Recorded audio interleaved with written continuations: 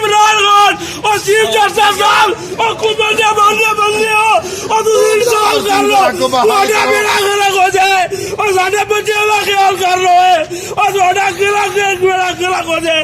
या अल्लाह भैया साढ़े चेंज हुआ है तुझे सानू परेशान किया। या अल्लाह थोड़े सारे बच्चे रोड़ा के मार जान। या अल्लाह भैया बीवी बच्चे ने उन्होंने रोजगार असी उन्होंने रोटी खुआ के हमारी 2 टाइम की रोटी को, हमारे बच्चों की 2 टाइम की रोटी को इन्होंने बंद कर दिया। हम अपने पेट पर पत्थर रख दिया। खुदा के लिए बहाल कर दे, 3 ब्लॉक और 2 ब्लॉक को बहाल कर दो। इनके पास इतनी जगह है, एक स्कूल खाली करवा के वहाँ बगैरती कर ले।